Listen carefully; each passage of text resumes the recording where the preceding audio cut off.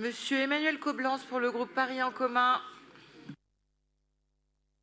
Merci Madame la maire, chers collègues. Alors, je dois dire que c'est quand même assez particulier d'intervenir après Madame Bada-Karam et le tissu de contradictions parfois hallucinantes qu'on vient d'entendre.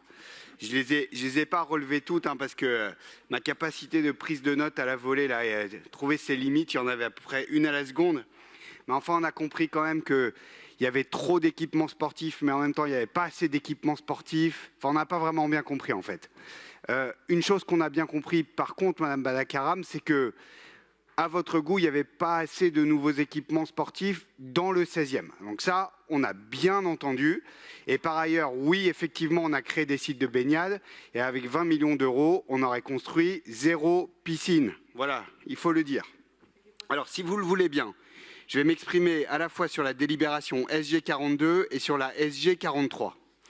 Ces deux rapports de la Chambre régionale des comptes, l'un consacré à l'action de la ville de Paris pour les Jeux olympiques et paralympiques, l'autre à la baignabilité de la Seine, sont finalement très liés et ils démontrent, avec toute l'exigence propre à la juridiction financière, ils démontrent le sérieux et la qualité du travail engagé par notre ville qui a joué évidemment un rôle moteur pour mener à bien ces deux réalisations.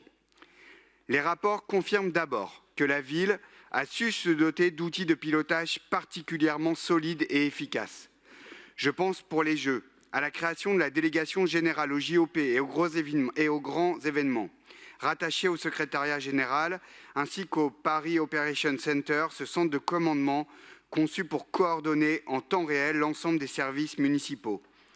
Pour ce qui est de la baignabilité de la Seine, la Chambre décrit, je cite, une gouvernance efficace et partenariale, appuyée sur des comités de pilotage coprésidés par la maire de Paris et le préfet de région, réunissant tout de même 26 partenaires autour d'un protocole d'engagement signé dès 2019.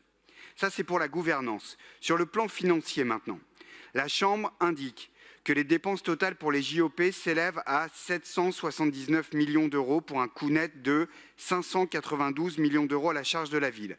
Alors oui, évidemment, c'est un effort important, mais c'est un effort soutenable au regard de notre budget. Et il faut surtout souligner que la majeure partie de ces dépenses correspond à des investissements pérennes et utiles sur le long terme aux Parisiennes et aux Parisiens.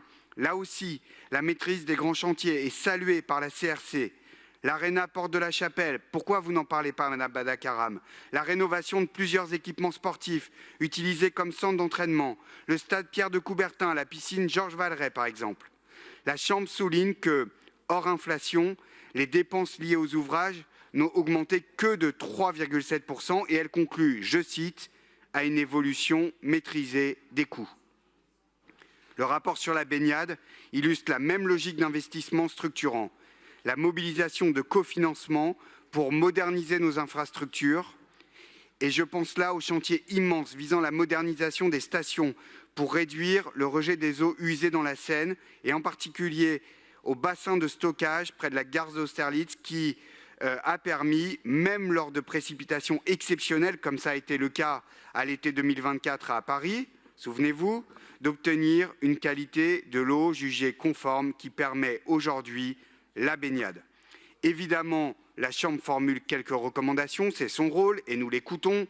Des recommandations qui concernent notamment la définition du périmètre des dépenses ou des garanties visant à la pérennisation de certains héritages. Mais globalement, et je voudrais en conclure ici, malgré toutes les Cassandres qui en ont douté, ces deux rapports confirment que la ville de Paris a su conjuguer notre ambition, l'innovation avec la maîtrise budgétaire, au service d'une Seine qui est désormais propre et baignable et d'un héritage sportif qui dépasse bien largement l'organisation des Jeux olympiques et paralympiques à Paris. Je vous remercie. Merci beaucoup, Monsieur Coblence.